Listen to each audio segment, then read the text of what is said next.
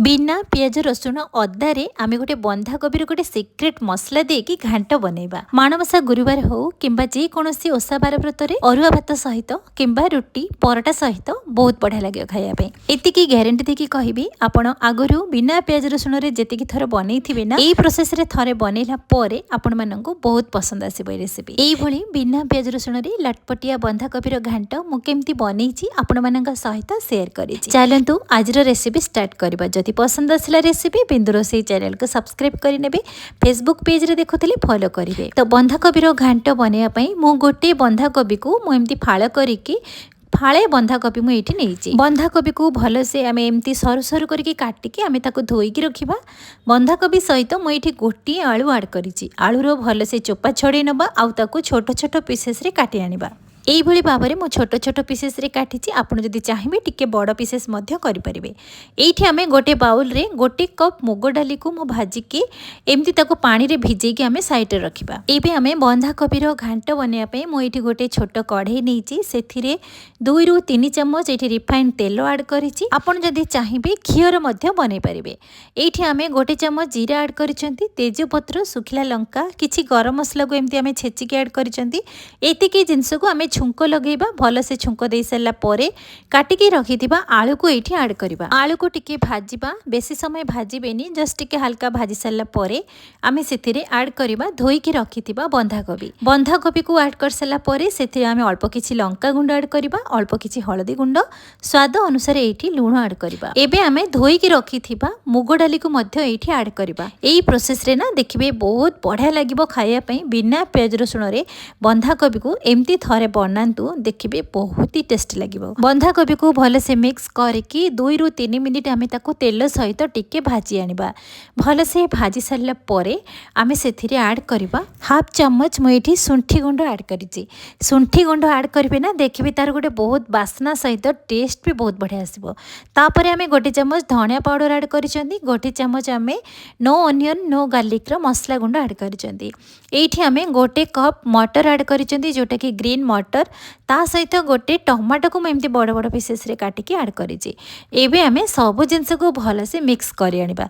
जदि ग्रीन मटर वर्तमान आपण पाउ नाहंती ताले एमिति घुगुनी करूथबा मटर को किछि समय पानी रे भिजेई के रखिथिबे, सेई मटर को मध्य ऐड करि परिबे। एबे आमे भल से टिके तेल सहित भल से भाजी नबा। भाजी सल्ला परे आमे ताको किछि समय ताको कवर करबा सिझिबा पई। ता पूर्वरु आमे एठी गोटे कप गरम पानी ऐड करबा। ठंडा पानी बिल्कुल देबेनी, गरम पानी एठी गोटे कप ऐड करिसंती। तापरे आमे भल से मिक्स कर सला परे आमे ताको किछि समय ताको कवर करके मिनिमम 5 मिनिट पर्यंत ताको छाडी दबा सिझिबा पई। एठी हमर बंधाकोबी सिझिबा भितरे आमे तार गोटे सिक्रेट मसला गुंड बनैबा। सेथि पई आमे गोटे पैन नेचंती, सेथिरे 3 रु 4 चम्मच सोला डाली ऐड करिसंती, 2 रु 3 चम्मच आमे चीना बादाम ऐड करिसंती। चीना बादाम जदि नथिबो ताहले 2 रु 3 टी काजू ऐड करिवे, नहेले चारु मगज मंजी मध्य 2 चम्मच ऐड करि परिबे। एबे आमे सब जिंस को भल से हल्का टिके भाजी आनिबा।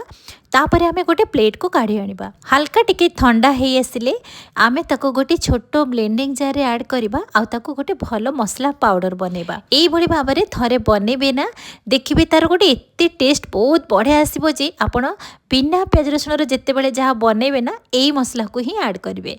एबे हमर देखंतु मसला गुंड बनी गला। तो एबे आमे चेक करबा हमर बंधाकोबी सिझिछि कि नाही। एठी हमर बंधाकोबी बढ़िया से सिझी के रेडी हो जाइछि। एबे ताको भल से टिके हल्का मिक्स करबा। भल से मिक्स कर सला परे एबे आमे मसला गुंड जो बनै थिले सिक्रेट मसला गुंड, सेई मसला को एठी ऐड करबा। तो जेति कि आपण क्वांटिटी हिसाब रे बंधाकोबी नैचंती सेई अनुसार आपण मसला गुंड एठी ऐड करिवे। आउ टिके स्वाद पई मु एठी गोटे चम्मच चीनी ऐड करछि। जेहेतु आमे बिना पियाज रसुण रे बनौचंती बंधाकोबी टिके फिका फिका न लागेबा पई मु एठी गोटे चम्मच चीनी ऐड करिछि। जदि आपण चीनी पसंद नाही ताले आपण स्किप करि परिबे। एबे आमे सब जिंस को भल से मिक्स करबा। देखंतु हमर बंधाकोबी केमती हमर लटपटिया पूरा परफेक्ट बनिछि। एई भली भाबरे आपण सुखा सुखा बनेबे, रुटी पराठा अरुआ भात सहित बहुत बढ़िया लागिबो खाया पे। एठी आमे हाफ चम्मच गरम मसला ऐड करबा और गोटे चम्मच गाय घी ऐड करबा। निश्चित भाव में गाय घी को ऐड करंतु, देखिबे बहुत ही टेस्टी लागिबो खाया पे। आमे जेहेतु बिना पियाज रसुण अदारे भी बनै देखुंट आम ये अदा भी आड करना बिना प्याज रसुण अदारे आम केमती केते सुंदर भाव में लटपटिया बंधाकोबीर घांट आमर बनिकी रेडी हो गला। ये जदि आप चाहिए धनिया पत्र किसी आड करेंगे। एबे चलतु सर्व करवा लटपटिया बंधाकोबीर घांट गुरुवार रे अरुआ भात रुटी पराटा पूरी सहित बहुत बढ़िया जमिब। तो आपण मैंने थरे एमती बनातु देखिए समस्त को पसंद आसो। बिना पियाज रसुण अदारे बंधाकोबीर ए लटपटिया घांट आपण मानक केमती लगिला मते निश्चित भाव में कमेंट रे लिखिबे। यूट्यूब रे जदि देखुथिबे सब्सक्राइब करिवे, फेसबुक पेज रे जदि देखुथिबे फॉलो तो निश्चित भाव में करिवे। पुणी देखा नुआ रेसिपी सहित से पर्यंत नमस्कार।